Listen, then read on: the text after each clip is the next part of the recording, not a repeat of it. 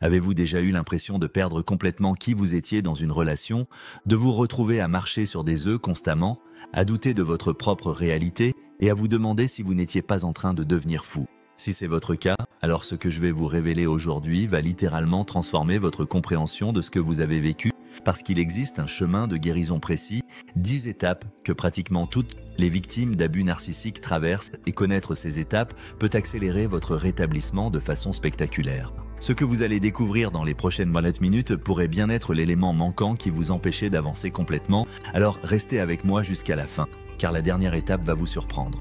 Lorsqu'on sort d'une relation avec une personne perverse narcissique, on ne redevient pas soi-même du jour au lendemain. C'est un processus complexe qui affecte notre cerveau, notre cœur, notre façon de voir le monde. Il faut comprendre que vivre avec un narcissique pervers modifie littéralement notre neuroplasticité, notre façon de traiter l'information, notre capacité à faire confiance. Imaginez que votre esprit soit une maison qui a été saccagée et que vous devez maintenant la reconstruire pièce par pièce, mais en mieux qu'avant. C'est exactement ce que représentent ces 10 étapes. Avant de plonger dans ces étapes, permettez-moi de rappeler quelques signaux typiques d'une relation toxique avec un narcissique pervers. Cette personne vous a-t-elle systématiquement éloigné de vos proches, créant un isolement qui vous rendait totalement dépendant d'elle? Vous a-t-elle exploité financièrement, vous faisant sentir coupable de vouloir garder un contrôle sur vos propres ressources? Pratiquait-elle le silent treatment, cette technique cruelle où elle devenait comme un mur de pierre pendant des heures ou des jours, vous laissant dans l'angoisse, vous demandant ce que vous aviez fait de mal? Y a-t-il eu des menaces, des violences physiques ou verbales, des infidélités niées puis retournées contre vous, comme si c'était de votre faute si cette personne vous trompait? Cette personne vous faisait-elle douter de votre propre réalité, déformant les faits, vous faisant croire que vous étiez trop sensible, que vous imaginiez des choses? Était-elle imprévisible, alternant entre des moments de tendresse exceptionnelle et des colères terrifiantes, vous maintenant dans un état de stress constant, jamais sûr de l'humeur que vous alliez découvrir? Ces comportements laissent des traces profondes dans notre psyché. Les impacts psychologiques peuvent se manifester de multiples façons et leur durée varie considérablement selon l'intensité de la relation, sa durée et le type de pervers narcissique auquel vous avez eu affaire. Parfois, quelques mois suffisent pour retrouver un équilibre, mais pour d'autres, cela peut prendre des années, voire toute une vie. D'ailleurs, si cette vidéo vous aide à comprendre votre propre expérience, n'hésitez pas à vous abonner à cette chaîne et à activer la cloche de notification, car je partage régulièrement des contenus qui peuvent vraiment faire la différence dans votre parcours de guérison. Parmi les effets les plus courants, il y a d'abord cette honte terrible, cette honte d'avoir été manipulé, d'avoir cru en quelqu'un qui vous détruisait. Cette honte s'accompagne souvent d'un sentiment d'insuffisance chronique, comme si vous n'étiez jamais assez bien, assez beau, assez intelligent, assez performant.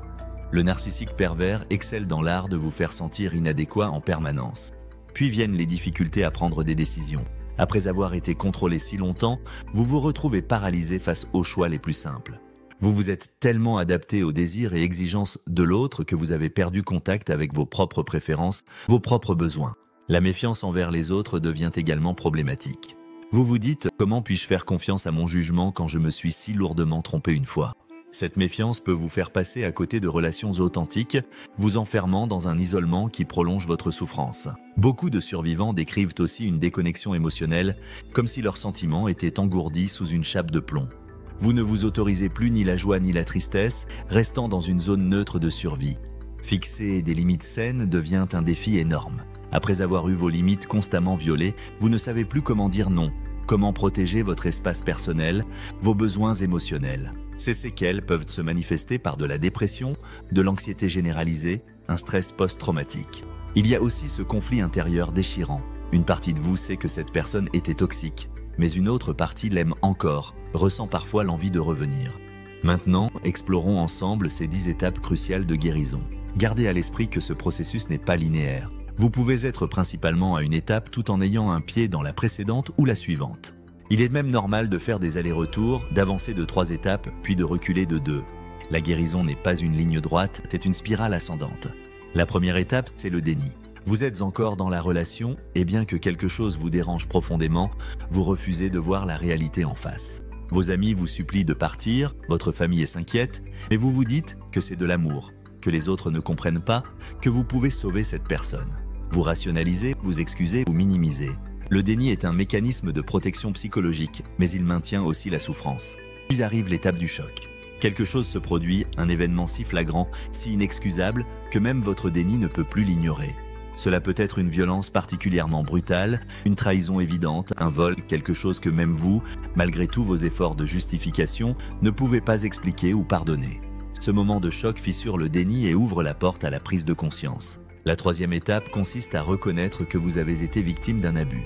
Au début, vous ne savez peut-être pas exactement de quoi il s'agit, mais vous savez qu'il y a eu agression, manipulation, maltraitance. Vous commencez à en parler autour de vous, à faire des recherches.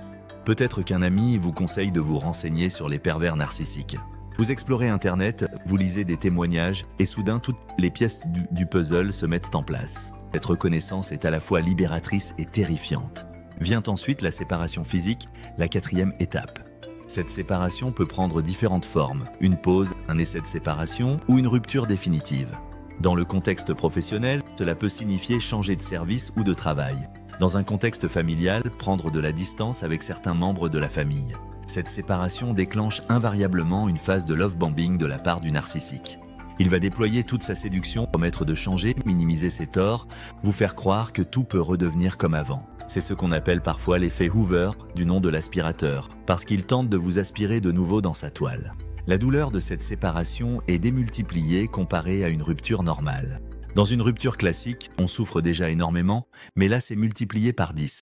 Car il n'y a pas que la perte de la relation, il y a aussi la culpabilité, la confusion, la peur des représailles, l'injustice de voir cette personne se poser en victime. Le narcissique peut vous menacer, vous voler des affaires, ternir votre réputation auprès de vos amis communs, lancer des campagnes de dénigrement sur les réseaux sociaux.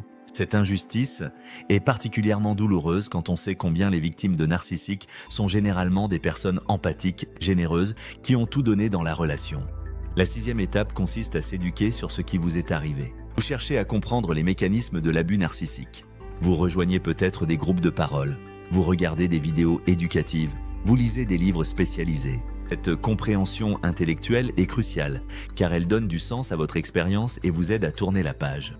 L'étape numéro 7 se concentre sur la guérison proprement dite.